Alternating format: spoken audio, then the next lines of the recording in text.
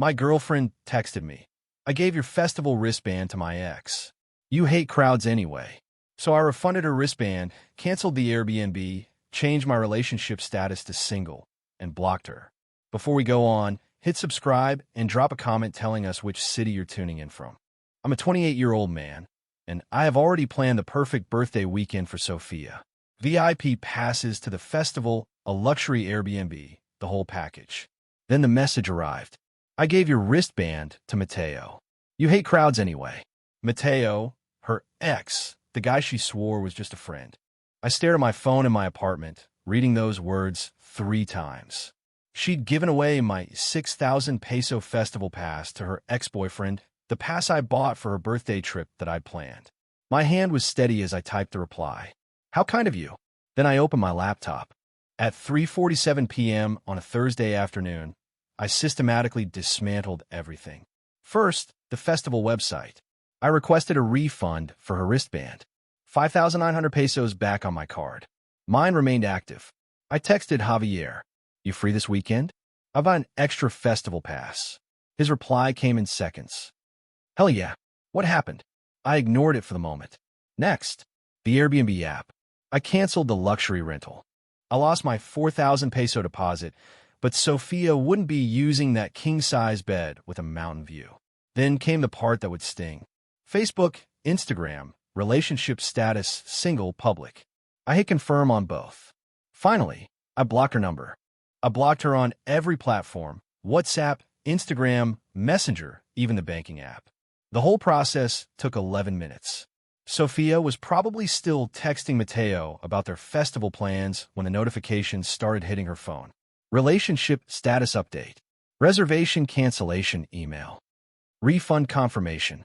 I could picture her face draining of color, frantically trying to call me, seeing the user not available message.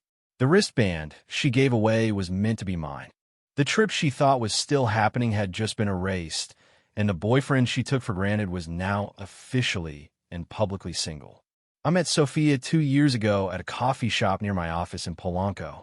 She was a physical therapist, funny, spontaneous, everything I thought I wanted.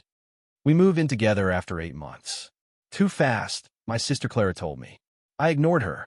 The festival had been my idea. Sophia loved live music. She always talked about wanting to go to big outdoor concerts. Her birthday was in May. The perfect time for the 3-day Sierra Magica Music Festival, 3 hours north of the city.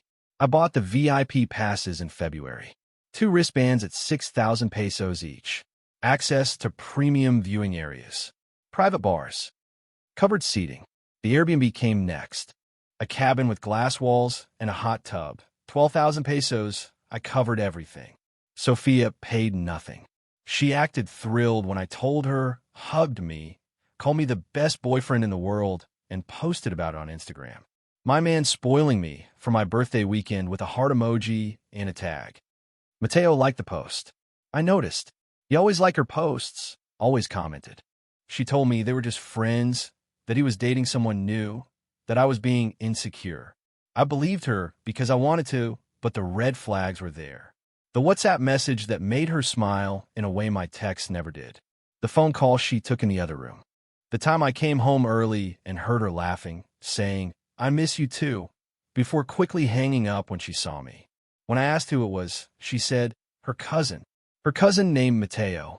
Apparently, I worked remotely as a software developer. Solid, consistent income.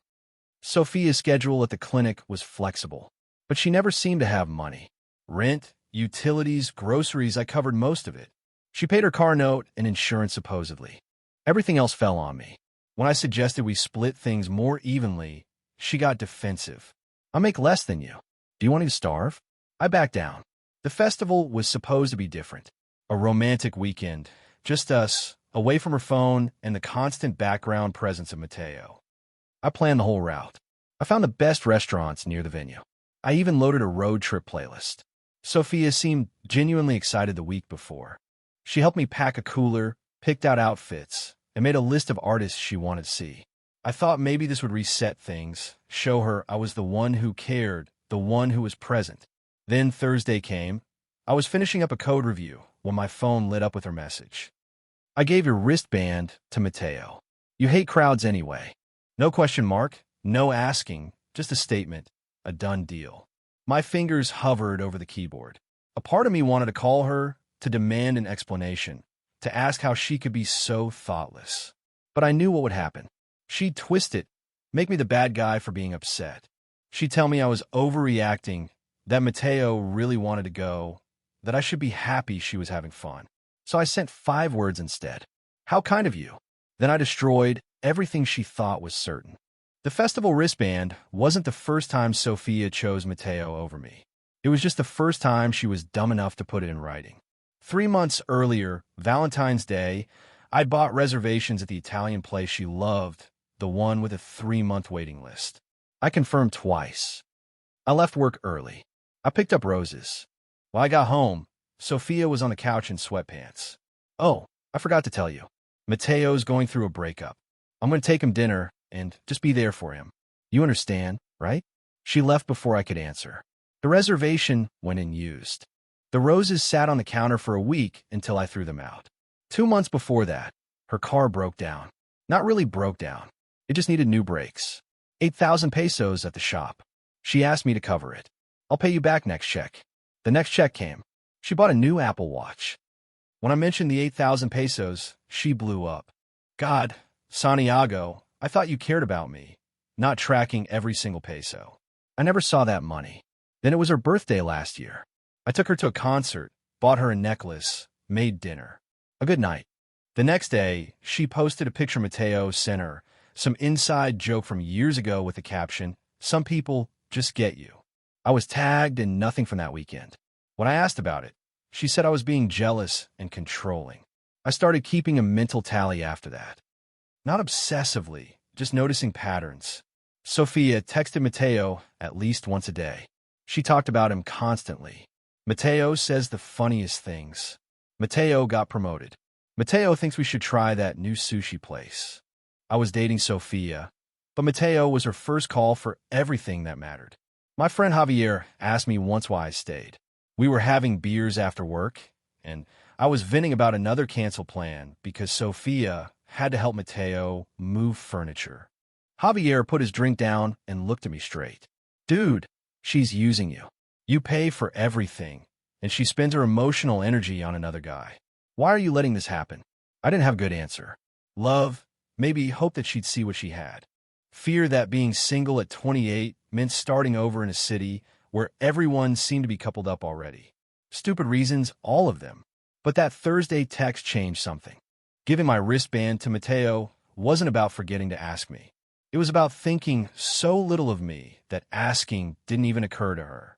I was the wallet, the backup plan, the guy who handled the logistics while she gave the best parts to someone else. My sister Clara had warned me about Sophia from the beginning. She talks about her ex too much. That's not normal. You deserve someone who's excited about you, not someone treating you like a placeholder. I told Clara she was being dramatic. Clara stopped pushing, but I saw the look on her face every time Sophia came up. Pity mixed with frustration. The apartment lease was in my name. Sophia moved in after 6 months. She was never added to the paperwork. She paid 6,000 a month towards rent, less than a roommate would pay. I covered the 25,000 peso rent, plus utilities, internet, everything else. She kept her mail going to her mom's house. No financial trail tying her to the place. I realized, sitting there after sending that "how kind of you" text, that she could leave tomorrow and leave nothing behind but some clothes and a toothbrush. I opened my banking app, 6 months of transactions. Groceries, always me. Dinners out, always me. Her Netflix subscription on my card because hers got declined once, and I said I'd take care of it. I scrolled further back. The car repair, the Valentine's dinner I ate alone, a vet bill for her cat that I paid when she claimed her account was overdrawn. 24,000 pesos in 6 months, not counting rent or the festival trip. And for what? A relationship where I ranked below her ex-boyfriend. The refund confirmation email came at 3:52 p.m. Sophia's wristband, 5,900 pesos back. The Airbnb cancellation came at 3:54. Deposit lost, but worth it. At 3:56, I posted the relationship status change. Single. At 3:58, I blocked her everywhere. By 4 p.m., I was free, or at least on my way. Javier called me at 4:15 p.m., just as I was packing Sophia's things from the bathroom into boxes. Dude, what happened? I saw the Facebook thing. I put him on speaker. Sophia gave my festival wristband to her ex, told me I hate crowds, so it was fine. I refunded her pass, canceled the Airbnb, and blocked her. You still want to go this weekend? Silence for 3 seconds. Then Javier let out a sharp, surprised laugh. Are you serious? Totally serious. VIP pass. It's all yours if you want it. Absolutely, I want it. But wait, she really gave your pass to her ex? To Mateo. Yep. And she thought I'd be cool with it. Apparently. More silence. Then Javier said what I needed to hear. Good.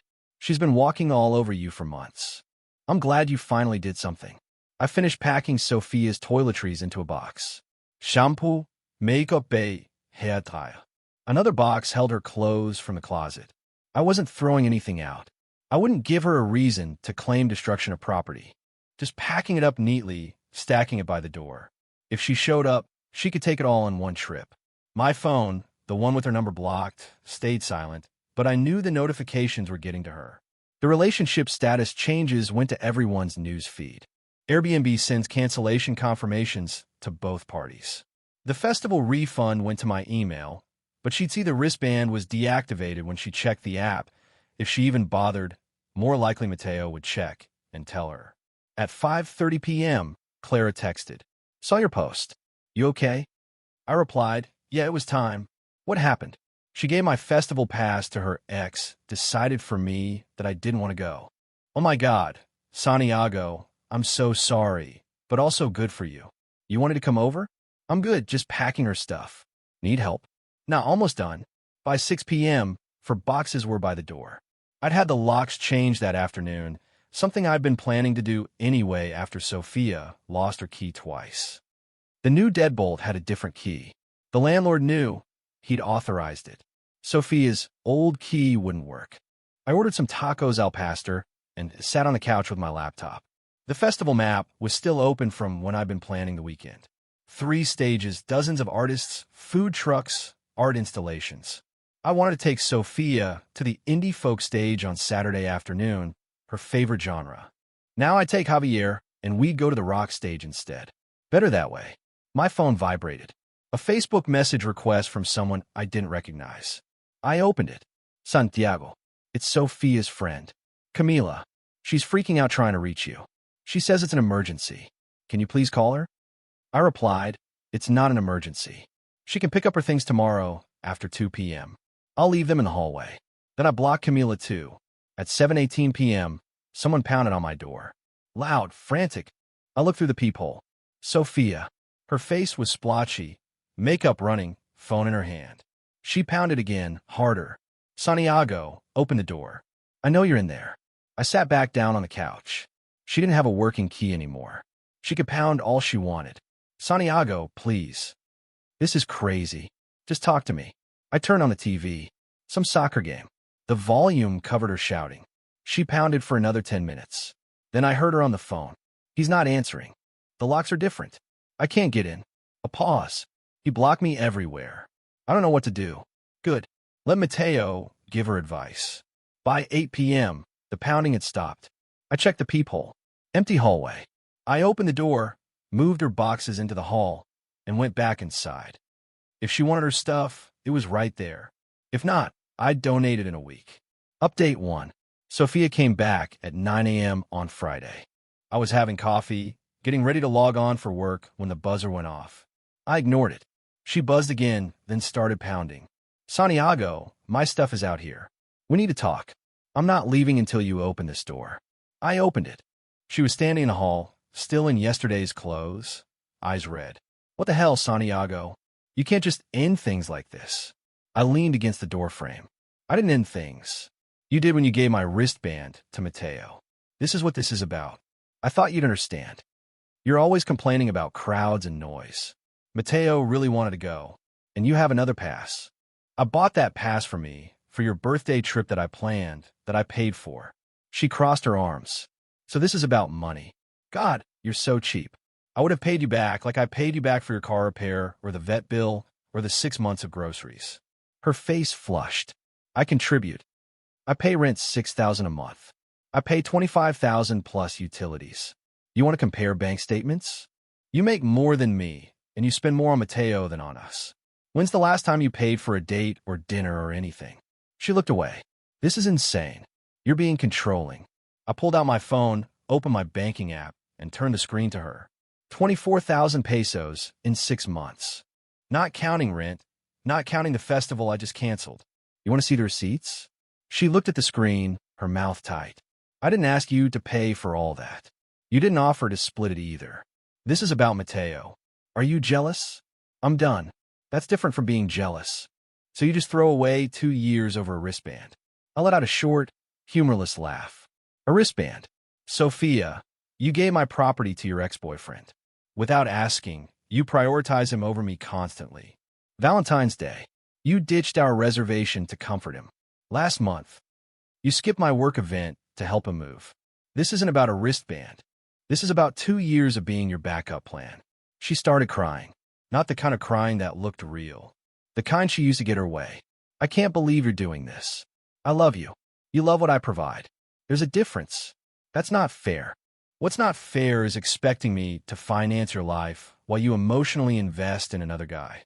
Take your things. The lease is in my name. You have until Sunday to get everything out, or I'm donating it. You can't kick me out. You never signed the lease. You're not on the utilities. You don't even get mail here. Legally, you're a guest, and I'm asking you to leave. Her face switched from tears to anger quickly. You're going to regret this. I doubt it. She grabbed 2 boxes and stormed off towards the elevator. I closed the door, locked it, and went back to my coffee. My sister texted. How'd it go? She showed up, took some boxes, called me controlling and cheap. Classic. You holding up okay, better than I thought. By noon, Sophia's mom showed up, older, tired-looking, apologetic. Santiago, I'm just here to get the rest of Sophia's things. I'm not going to get involved. I nodded. It's all in the hall. She took the boxes without another word. On her way out, she paused. For what it's worth, I told her she was making a mistake. You were good to her. Thanks. She left. The apartment felt bigger, quieter. I logged on to work, answered emails, pushed some code. A normal Friday, except my relationship was over and I felt lighter than I had in months. Update 2. By Friday afternoon, Sophia's smear campaign began. She posted on Instagram, when you realize who someone really is, it breaks your heart. Sending love to everyone going through tough times. Vague, manipulative, designed to make me look like the villain without giving details. Her friends flooded the comments. You deserve better, babe. His loss. What happened? She didn't reply to any of them, letting the mystery build. Classic Sophia. I didn't reply, I didn't post, I didn't explain. The people who mattered already knew the truth. Javier, Clara, my close friends. I told them everything. Everyone else could think what they wanted. But then Mateo posted a picture of his festival wristband on his wrist. Caption, can't wait for this weekend. Sophia commented, it's going to be amazing, with a heart emoji. My stomach turned. She was actually going with him using the trip I planned, the event I introduced her to, pretending it was theirs all along. Javier called. Dude, did you see his Instagram? Yep, it's unbelievable. You still want to go? I don't want it to be weird. We're going. I paid for those passes. I took the weekend off work. She doesn't get to take that from me too. Okay. Road trip tomorrow morning. 7 a.m. I'm driving. That night, Clara forwarded me a screenshot. Sophia's friend, Camila, had posted in a local Facebook group. Anyone know a good lawyer asking for a friend dealing with a wrongful eviction? Clara added, she's trying to paint you as the villain. I wrote a careful reply in the group under my own name. If the friend isn't on the lease and never signed any rental agreement, it's not an eviction, it's a guest being asked to leave. I suggest your friend consult real legal advice instead of social media. Then I attached a picture of my lease agreement, just my name on it, dated 2 years prior. The post got 40 likes. Someone commented, so the friend was living for free and is mad she has to leave. Interesting. The narrative shifted fast. Camila deleted her post an hour later. My phone vibrated. A message request from Mateo. I almost deleted it. Then curiosity won. I opened it. Hey man, I didn't know the full situation. Sophia told me you guys broke up and she had an extra wristband. I wouldn't have taken it if I'd known it was yours originally. That's messed up. I stared at the message. Either Mateo was genuinely clueless or he was covering his tracks now that the story was public. Either way, I didn't care. I replied, keep the wristband. Enjoy the festival. Then I blocked him too. Saturday morning, Javier showed up at 6:45 a.m. with coffee and road trip snacks. Ready to have the best weekend ever? Absolutely. We loaded up the car, plugged in the playlist I made, and hit the road. The mountains rose in the distance, the sky clear and blue. My phone stayed silent. No Sophia, no drama, just music and my best friend and 3 days of freedom. Update 3. We arrived at the festival grounds at 11 a.m. VIP check-in was smooth. Wristband scan, maps handed out. The place was huge. Stages spread across rolling fields, food trucks, and art tents everywhere. Javier grinned. This is incredible. Best impulse decision of my life. I felt the same. The energy of the crowd was electric. Everyone buzzing with excitement. We went to the main stage. We caught the inner rock set. Then we wandered over to the indie stage, the one I'd planned to take Sophia to, the one she'd now never see with me. At 2 p.m., I saw them, Sophia and Mateo, near the back of the indie stage crowd. She was laughing with her head thrown back, his arm around her waist, the picture I'd imagined for months, the trip I'd financed, now playing out with him instead of me. My chest tightened, then it released. I felt nothing, no anger, no jealousy, just relief that I wasn't the one standing next to her. Javier followed my gaze. That's them. Yep. You want to leave? No, they don't get to ruin this. We stayed. We watched the whole set. Sophia never looked my way. She probably didn't even know I was there. When the set ended, we moved to a different stage. We got food. We met people. The festival was huge, easy to avoid them, and I didn't care enough to seek them out. On Sunday afternoon, the last day, Javier and I were sitting in the VIP lounge when my phone vibrated. A text from Clara. Check Sophia's Instagram. I opened the app. Sophia had posted a picture of herself at the festival. Alone, caption. Sometimes the best company is yourself. No Mateo in the shot. No mention of him. The comments were asking where he was, if she was okay. She didn't reply to any of them. Clara continued. Her friend Camila posted something cryptic about Mateo bailing on her last minute. Apparently, he met someone else at the festival and ditched her on Saturday night. I laughed. Mateo, the guy she chose over me, the one she defended for 2 years, had bailed on her at the event I paid for. Poetic. Javier looked over. What's funny? Mateo ditched her. No way. Yep, she's at the festival alone now. Karma's real, man. We finished the weekend strong. We saw incredible sets, met cool people, ate amazing food.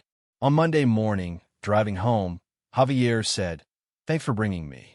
This was one of the best weekends I've had in years. You're going to be okay. I know this was all rough. I'm good. Better than good.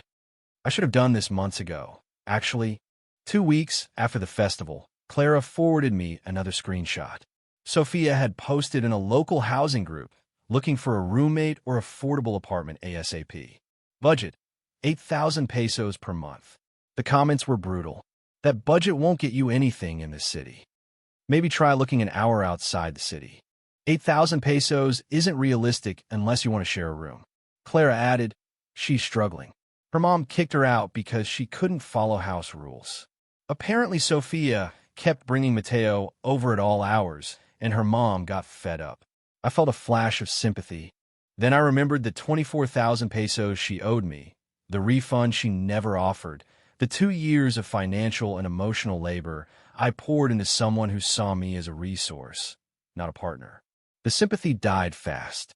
A week later, my coworker mentioned seeing Sophia at a coffee shop arguing with someone on the phone. She looked rough, dude, like she hadn't slept in days. I just nodded and said, nothing. Not my problem anymore. Sophia tried to reach out once, a month later, through a mutual acquaintance. The message was long, apologetic, claiming she realized what she lost, asking if we could talk. I replied through the same acquaintance. No, one word. That's all she'd earned. Her social media posts became less frequent. The confident, curated pictures were replaced by vague quotes about growth and lessons learned. Mateo's name disappeared from her comments. Her friend group seemed smaller. The people who cheered her on during the breakup went quiet when the full story spread. Turns out, giving away someone's property to your ex and expecting them to be cool with it didn't play well in the group chats. I heard through Clara that Sophia moved 2 hours away, found a cheaper apartment, started over somewhere where no one knew the story. Good for her, I guess. The distance was what she needed. Distance from me, from Mateo, from the mess she made. 6 months after the breakup, I went back to the mountains for a solo hiking trip, the same area as the festival, different season. The trails were quiet, the leaves turning gold and red. I stood on a scenic overlook, the valley spreading out below, and I thought about Sophia. Not with anger or regret, just with clarity. She taught me what I wouldn't tolerate. Being someone's backup plan, financing a relationship where I wasn't valued, ignoring red flags because I was afraid of being alone. I learned those lessons the hard way, but I learned them. The festival wristband, the one I kept, sat in a drawer at home. I thought about throwing it out, then decided against it. It wasn't a reminder of Sophia. It was a reminder that I chose myself, that I walked away when walking away was the hardest and best option. Javier and I planned another trip, different festival, different state. Clara set me up on a date with her coworker, someone who paid for her own meals and didn't text her ex. I wasn't rushing into anything, but I was open. Open to someone who saw me as a partner, not a wallet, someone who would ask instead of assume, someone who would prioritize me the way I prioritized them. The apartment felt like mine. Now I repainted the living room, bought new furniture, got rid of the couch Sophia picked out. My space, my rules, my peace. Sometimes people asked if I regretted how I handled it. The refund, the cancellation, the public status change. I told them no. Sophia made her choice when she gave my wristband to Mateo. I just made mine visible. Some rings start wars, but mine bought a ticket to freedom, and I'd make that trade every time.